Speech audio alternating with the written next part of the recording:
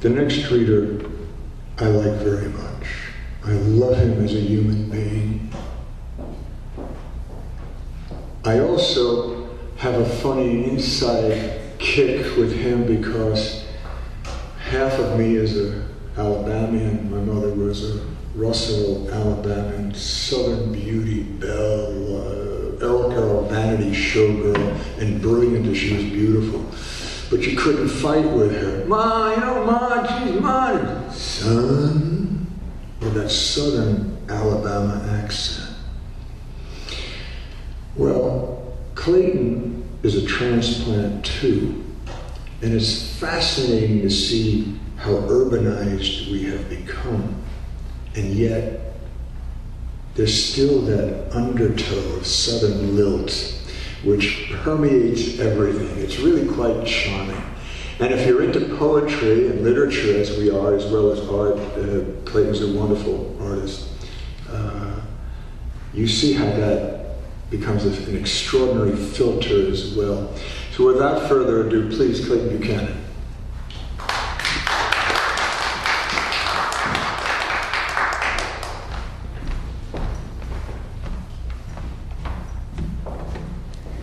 Well, we're obviously all from this world, right? So I will not spend too much time on being from the South, but thanks, Hayden. One of the things that I've noticed in regard to myself that I like to kind of outreach and get out into everyone is there's always beauty around us. It's just a matter of us realizing what is there. And in times of dire need that we're going through now and recognizing a potential positive reach that's out there, I think this is a good time to share it with you. The first piece I'm going to read is entitled Beauty of Feather. Soft, rhythmic structure of life's wings, gradations of color and form that sends beauty of birds into the space of sky, upward to sought-after heights into the blue of heavens. One snowy day, I found one such small gift, softly laying alone on the white whispered surface. It spoke to me of beauty and intimacy as I lightly reached to touch and carefully gathered this reminder of life's frailty. Stroking the feathered edge and noting its return to form, I wondered from where had this softness come, to whom had this belonged. Never would I know, but keep this whispered softness I decided to do. A worn small crack above our doorbell spoke to me as I searched for a resting place. Place I did, this feathered softness, knowing I would see and behold this stem of life in the outdoor atmosphere it deserves still day by day. Winds blew in that night, fiercely rising and subsiding as the will of feather chose to dominate. Our front door I left early the next morning, recognizing no longer there my whispered feather, blown away, it had gone, forever, I darkly thought. But I saw it then, as if it wanted to be found again, and back I placed it. Weeks now gone by, still there it is, the soft textured beauty of simplicity. Knowing to come that day when no longer it will be, but relish I do that small, lonely touch with nature, I will have had those few passing days of life.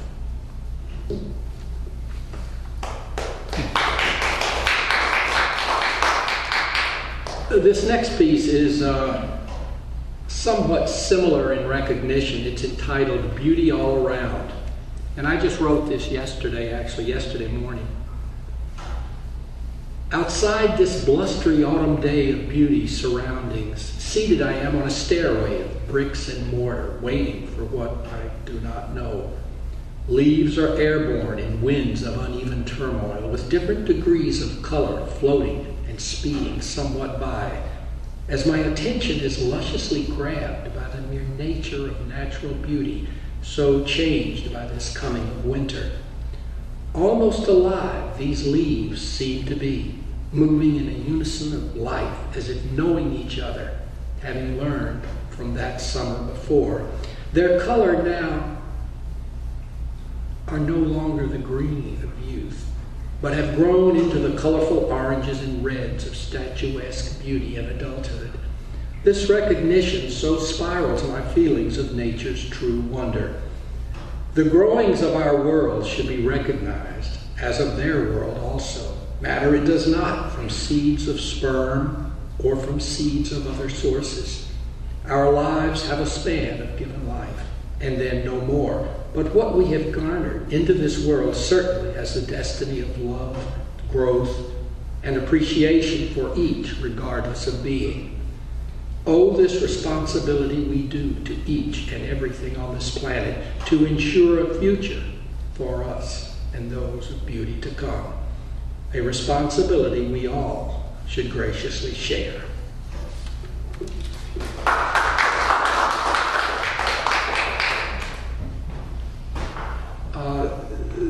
This next piece actually goes back a few years, and it's something I experienced, and it's called A Dearest Image. That 1960s morning, early and bleak, I was heading to hunt deer for a first time with my friends that week. Bow and arrow were my means of kill, but I questioned did I have the needed hunting skill. Quietly walking on lake's edge, my friend on opposite side, we listened sharply to nature's sounds that had no intent to hide. Step by step, as I moved ahead, a concurrent hissing sound was heard. As I looked down in total dread, this might be me in the future dead. A water moccasin coiled by my foot in fear, a strong threat to strike, a scary thing to see, that increasing darkened light. Freeze I did for a moment in frame, then drew my bow and shot the moccasin with no intended shame. As seconds raced by, I leaped aside, avoiding the poisonous bite, and had killed my first prey of the day, that unwelcomed a new height.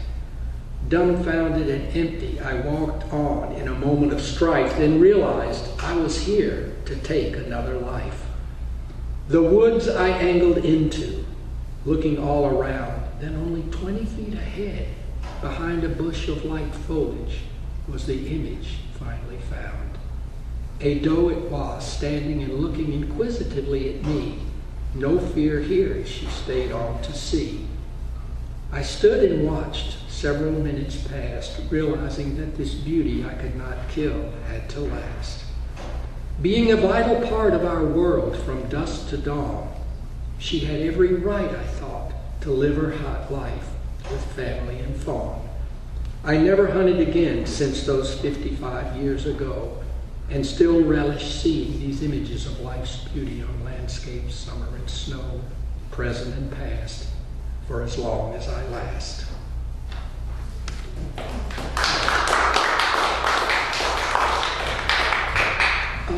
This last piece is something I actually experienced living in Newburgh on South Street, and it's entitled Growth I See. Historic fascination of life dwells deeply here. Early years of my residence, I remember to this day, a snake man across the street, sidewalk standing, wearing the smooth-skinned python on shoulders as it squirmed around his neck. Children of our street giggled, they did, reaching up hesitatingly to touch this 6-foot marvel. Seeing this real fantasy of life, so different yet alive, its slim tongue motioning in and out as if to speak. A ranting woman I see one day, naked to the core, running my street, rounding the corner, to be seen no more. Her dire needs of help I could not but think of to this day, Newburgh's loving now and here for her. The wonder is in its people of place, an outreach to community by community of substance. Life dreams exist in this diverse nation across and here. A hip-hop festival at Downing Park a year or so ago so stimulated my photographic taking of these images of all. extending my love for such souls and sounds, young and old at heart, open to this time, a painting idea given birth to. Let this world open graciously to and for us. We can all learn and gain from each other. Experiencing life itself is my creative visual journey. Stories have a right and need to be told. Their bright aura, I want others to see and feel, recognize I do the beauty of varied cultures on these streets. Capturing uplifting wonders is my artistic adventure, ongoing this day and of those tomorrow. I paint this life to share the beauty I behold. Newburgh is and will continue to be a monumental driving force, that impetus that leads me upward, soaring to new heights as it reaches the pinnacle of admiration, so greatly deserved. Thank you.